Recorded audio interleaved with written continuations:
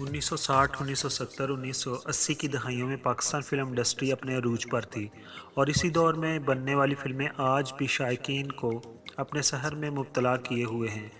यही वो दौर था जब फ़िल्म इंडस्ट्री को एक से बढ़कर एक आर्टिस्ट भी मिले। मौसीकी ऐसी कि आज कई दहाइयों गुजरने के बाद भी दिल को छू लेती है।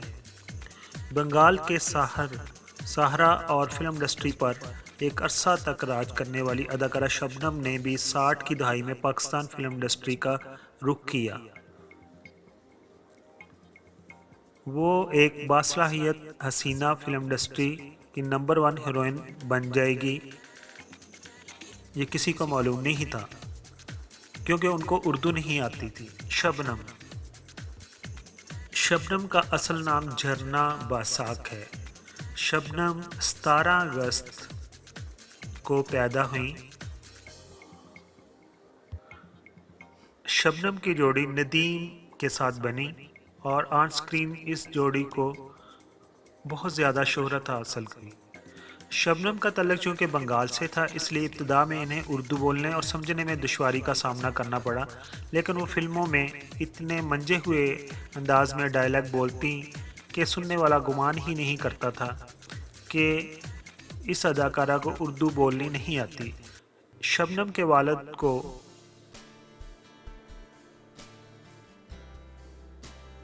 ये नहीं पसंद था कि वो भी फिल्म इंडस्ट्री की तरफ आएँ या टीवी की तरफ आएँ, लेकिन उनकी दूसरी सिस्टर जो जिनके लिए उनके वालिद ने एक टीचर रखा हुआ था जो उनको डांस सिखाता था, लेकिन शबनम को भी डांस का शौक़ था। जो टीचर उसको उसकी सिस्टर को सिखा के जाता था वो ही शबनम भी करती थी और इस डांस ही की वजह से उन्हें बंगाली फिल्म में ऑफ़र मिल गई।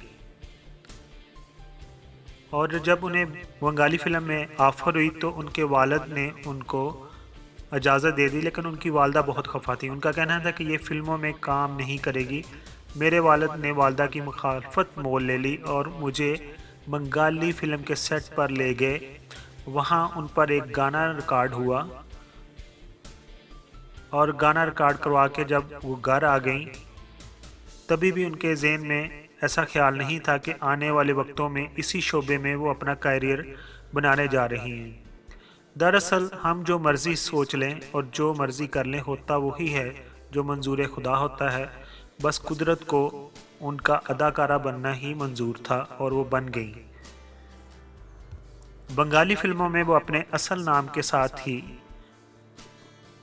उन्होंने काम करना शुरू किया, लेकिन अदाकार नदीम के ससुर ने जब उन्हें उर्दू फिल्मों के लिए कास्ट किया तो उसके बाद उन्होंने कहा कि तुम्हारा नाम फिल्मों जैसा नाम नहीं लगता, तो उन्होंने उनका नाम तब्दील कर दिया और उनका नाम शबनम रख दिया।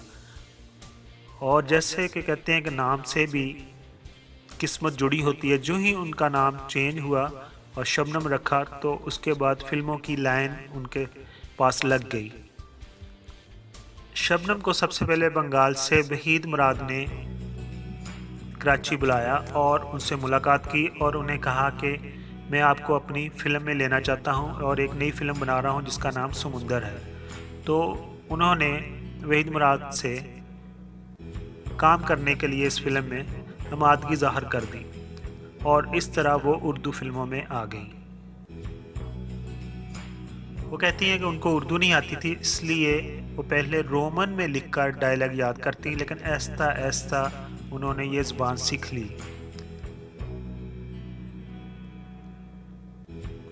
लेकिन वो फिर भी कहती हैं कि मैं उस तरह शायद उर्दू ना बोल सकूं जिस तरह एक इंसान वो बोलता है जो बाय बर्थ या जिसकी मदर लैंग्वेज उर्दू होती है।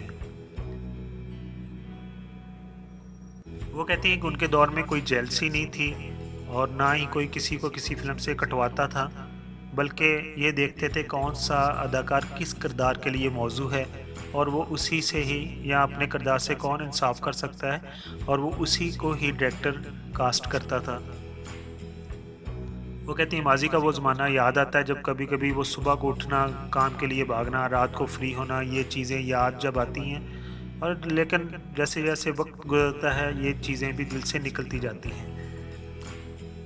शबनम की फ़िल्म आईना, जो कि नदीम के साथ वह बहुत ही मशहूर हुई, उसके गाने आज भी हिट हैं। और शबनम ने, ये फ़िल्म ऐसी है कि इसकी कॉपी इंडिया में प्यार कभी झुकता नहीं के नाम से बनाई गई। और मज़े की बात है, इंडिया में वो फ़िल्म भी बहुत ही हिट हुई और उसके भी गाने हिट हुए। उनसे पूछा गया कि आपने पाकिस्तान को क्यों छोड़ दिया और बांग्लादेश में क्यों जाके सेटल हो गई, तो उन्होंने कहा कि इस मुल्क को वो छोड़ना नहीं चाहती थी, जहाँ के लोगों ने बहुत मोहब्बत दी और दिल कहाँ करता था इसको छोड़ना, लेकिन इतने साल मुसलसल काम करने की वजह से वो अपने वालिदैन को वक़्त नहीं दे पाई थी और उनके वालिद को फालिज का अटैक हुआ था।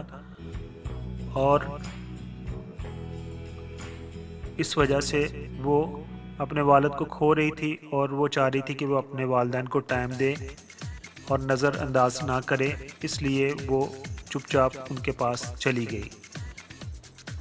लेकिन जब यहाँ के लोगों को पता चला तो वो बहुत रंजीदा थे। यहाँ के लोग बेहद प्यार करने वाले हैं, लेकिन मेरा जाना ज़रूरी था इसलिए चली गई। और मेरी ज़िंदगी में ग्लैमर सिर्फ फिल्मी सेट की हद तक ही होता था।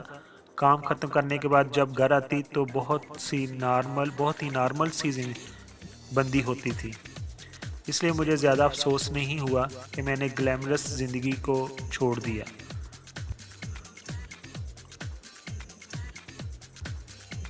1964 में शबनम की शादी रोबन गोश से हुई। रोबन गोश एक बेहतरीन मौसीकार थे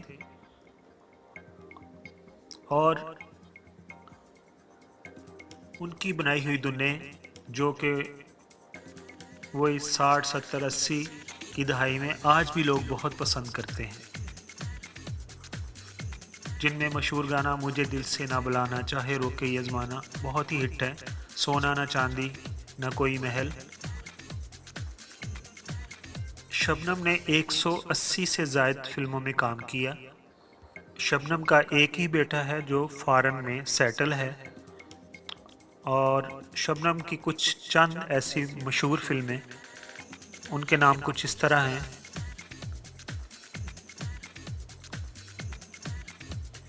चंदा, तलाश,